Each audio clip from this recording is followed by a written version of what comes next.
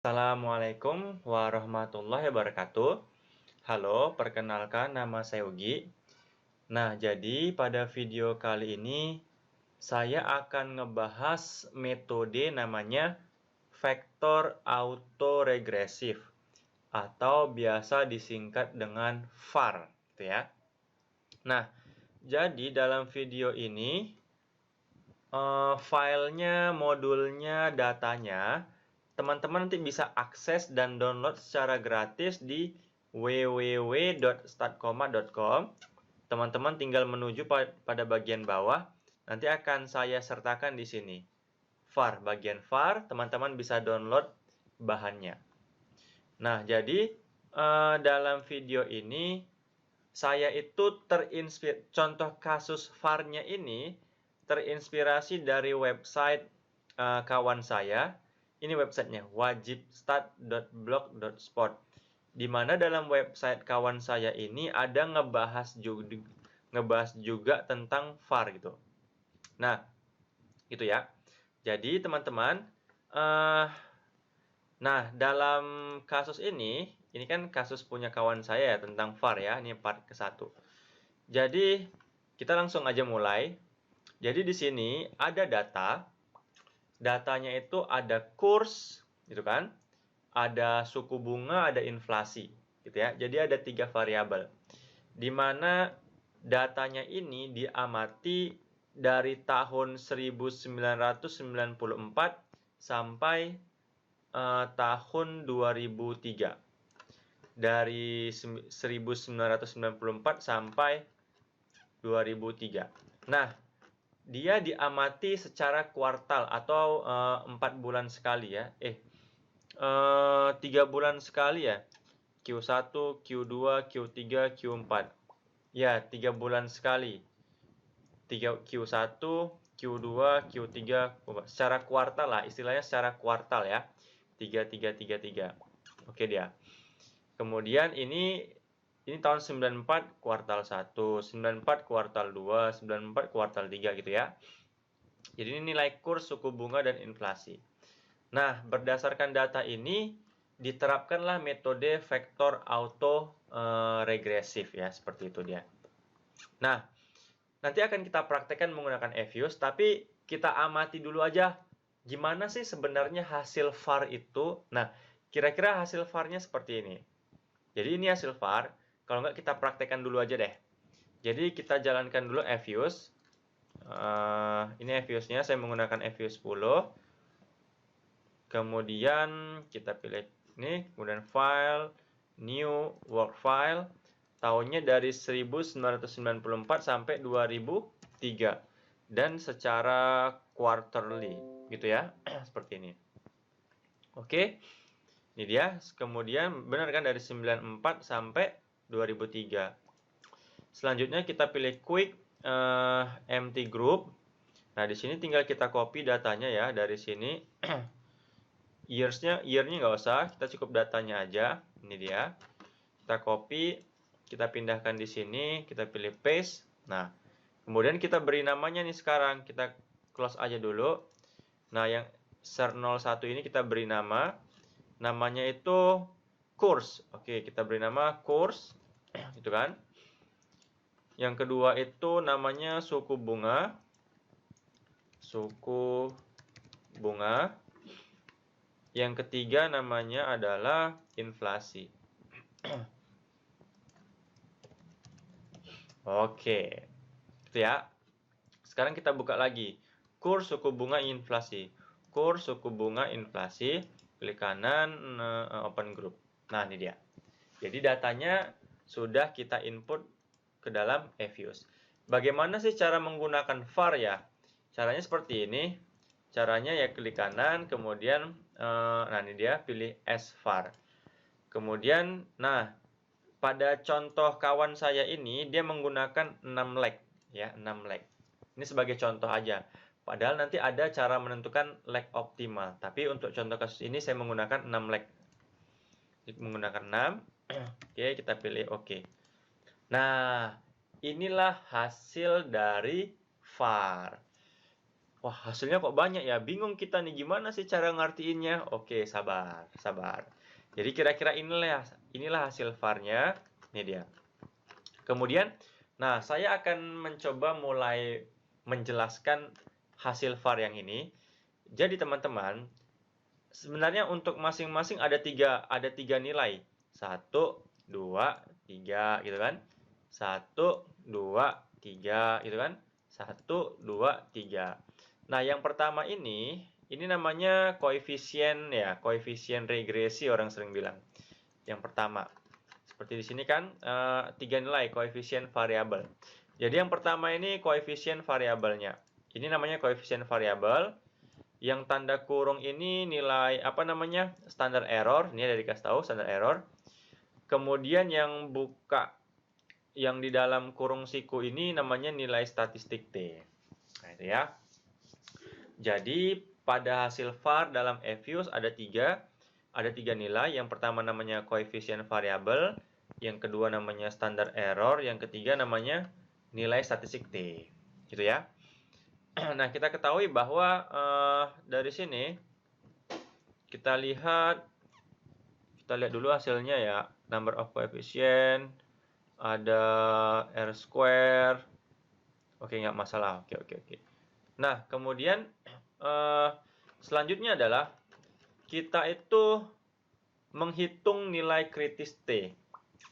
Menghitung nilai kritis T. Kita lihat jumlah pengamatannya semua ada 40. Kita lihat nomor 1, 2, 3. Tarik ke bawah. Nah, ini dia. Ada 40 ya, ada 40 pengamatan. Nah, dari diketahui 40 pengamatan, kemudian kita hitung namanya derajat bebas atau degree of freedom ya. Di sini kata si rekan saya ini, tunggu ya, cara menghitung derajat bebasnya, tunggu. Saya mau ngecek dulu di bagian, nah ini dia, N dikurang 1 gitu. N itu jumlah pengamatannya kan N-nya 40. Berarti DF itu N kurang 1 sama dengan 40 kurang 1. Nah, 39 ini sama dengan DF di sini. Tingkat signifikansi yang digunakan biasanya 0,05. Jadi kita tinggal mencari nilai kritis T atau orang sering bilang nilai T tabel. Sama dengan TINV buka kurung, probability-nya, nilai DF-nya. Jadi dapatlah dia nilai kritis T-nya atau T tabelnya 2,02. Seperti yang saya buat seperti ini. Ini dia. Nah, kemudian dalam var ini, hipotesis nolnya, variabel dependent tidak secara signifikan dipengaruhi oleh variabel independen. Sementara hipotesis alternatifnya, variabel dependent secara signifikan dipengaruhi variabel independen. Nah, jadi wilayah tolak H0-nya ketika nilai statistik T-nya itu di atas 2,02 atau di bawah negatif 2,02. Artinya signifikan dia. Atau signifikan dipengaruhi oleh variabel independen. Nah, sekarang kita lihat. Kita lihat ya sekarang. Kita fokus ke kurs dulu aja deh. Kita fokus ke kurs. Variable dependent course. Oke. Dipengaruhi oleh siapa-siapa aja. Kita lihat tadi nilai T tabelnya atau nilai kritis T-nya 2,02. Sekarang kita cek. Kalau kurs ini kan apa ya? Leg 1 gitu ya. Atau cara bacanya seperti ini sih. Ya leg 1, leg 1. Tunggu ya. Kurs 3 bulan. Ya. Leg 1, oke. Nah, kurs pada leg 1, kurs negatif 1 ya, leg 1. Oke, kita lihat di sini nilainya itu nilai T hitungnya. Ya, saya ketik aja deh biar paham ya. Ini kan kita lihat yang pertama nih. Nilai statistik T dari kurs yang ini, min 1 ini adalah yang kurung siku negatif 0,85742. Kan ini kan lebih dia ini lebih besar daripada yang negatif. Nilai kritis T atau sering bilang atau T-tabel. T-tabel. Berapa tadi? Negatif 2,02. Benar kan? Ya, sehingga dia tidak signifikan. Artinya apa? Artinya kurs artinya variable dependent course, gitu kan, tidak signifikan dipengaruhi oleh kurs yang min 1 ini atau leg 1. Nah, seperti itu dia. Paham ya? Seperti itu.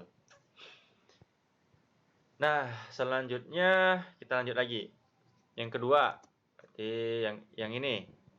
Yang kurs 2 sekarang. Nilai statistik T dari kurs leg 2 itu kan min 2 itu adalah yang kurung siku ini negatif 0,61905, sama juga lebih besar dari T-tabelnya negatif 2,02. Ini dia tidak signifikan. Oke. Artinya variable dependent course kan tidak signifikan dipengaruhi oleh kurs yang leg kedua. Seperti itu. Paham ya? Nah, sekarang cek lagi kurs. Nah, ternyata yang ini signifikan nih. Nilai statistik T dari kurs min 3 ini adalah berapa? 2,43173. Lebih besar, ini kan positif. Kalau positif, kalau negatif T-nya dibandingkan dengan T yang negatif. Kalau positif dibandingkan T yang positif. Ini kan lebih besar. Jadi T-tabel. Ingat nih yang positif ya, mesti dibedakan kalau negatif. Kalau dia nilai statistik T-nya negatif, kalau lebih besar dari nilai kritis, dia tidak signifikan. Tapi kalau nilai statistik T-nya positif, lebih besar daripada T-tabel, maka dia signifikan. 2,02. Maka signifikan. Jadi kesimpulannya artinya variable dependent course itu kan signifikan dipengaruhi oleh siapa? Oleh kurs yang leg 3. Seperti itu dia. Siapa lagi? Ini enggak signifikan. Ini enggak, ini enggak, ini enggak, ini enggak, ini enggak, ini enggak, ini enggak, ini enggak, ini ya. Jadi di sini kita lihat bahwa kurs signifikan dipengaruhi oleh inflasi yang leg 1, ya. Karena nilai statistiknya 2,09071 lebih besar dari 2,02. Ini nilai T-tabel atau nilai kritis T. Sampai sini. Nah, ini dia. Begitu juga nih untuk suku bunga. Suku bunga signifikan dipengaruhi oleh kurs leg 3 gitu kan. Suku bunga signifikan dipengaruhi oleh suku bunga ini dipengaruhi kurs negatif, kurs leg 3. Suku bunga signifikan dipengaruhi oleh suku bunga yang leg 1. Ini dia. Oke. Jadi udah paham ya? Udah paham lah. Cara interpretasinya seperti itu. Kemudian kita lanjut lagi ya. Yang di sini. Ini kan ini sudah. Nah, jadi nih perhatikan bahwa pada variabel dependent course itu signifikan dipengaruhi oleh kurs leg 3, inflasi leg 1, inflasi leg 4, inflasi leg 5, leg 6 sama konstanta C gitu ya. Pada variabel dependent suku bunga signifikan dipengaruhi oleh kurs leg 3, bunga leg 1, inflasi leg 2. Nah, kita teman-teman sebenarnya kita bisa menampilkan persamaan VAR-nya. Kita pilih pilih view, pilih estimation output. Pilih view, pilih representation. Nah, ini dia. Ini kita gunakan yang ini lebih enak. model var yang sudah disubstitusi oleh koefisien. Jadi kalau kita copy ini hasilnya seperti ini. Nah, ini dia. Dari mana sih kurs sama dengan negatif 0? Sebenarnya kayak gini dia. Ini fokus kurs dulu ya misalkan. Kalau kita lihat di kurs, nah ini kurs, misalkan nih, kurs sama dengan, tinggal kita copy, yang ini kita ambil, kita pindahkan di sini, kurs, like 1, kemudian diambil lagi yang ini, kita pindahkan di sini, yang ini kurs, like 2, terus kita ambil lagi yang ini, 3, tambah kurs, like 3, dan seterusnya. Sama nggak? Kita lihat ya. Yang ini, persamaan yang ini tadi. Ini dia. Kan sama kan? Kurs min 0,4465 sama dengan 653 kurang kan kurang 0,34167 sama dia. Itu dia. Nah, ini kan banyak. Sekarang kita hanya fokus ambil yang signifikan aja. Jadi yang nggak signifikan ini dihapus gitu. Sehingga hasilnya seperti ini. Nah, ini dia. Jadi inflasi, persamaan inflasinya itu kita gunakan sekarang yang kurs leg 3, inflasi leg 5, sama inflasi leg 6. Ini yang signifikan. Coba lihat inflasi. Ada 3. 1, 2, 3 yang inflasi. Nah, 1 kurs 3, kemudian 2 inflasi leg 5, 3 inflasi leg 6. Jadi hanya ada 3 yang signifikan diambil. Nah, ini dia. Bagaimana sih cara interpretasi kayak gini dia? Contoh ya, contoh. Kita fokus menginterpretasi yang ini dulu, kita artikan.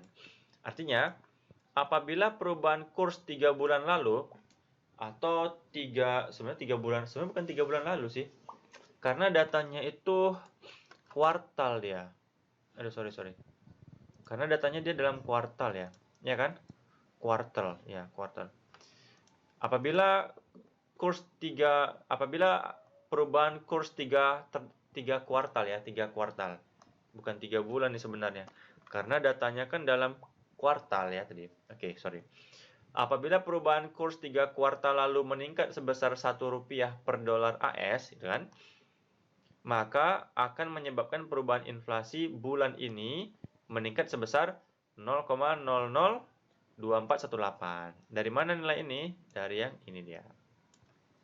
Sekarang interpretasi yang ini sekarang. Apabila perubahan inflasi 5 kuartal lalu, ya artinya kuartal, ada 5 kuartal ya, perubahannya per kuartal dia. 1, 2, 3, 4, 5 gitu dia.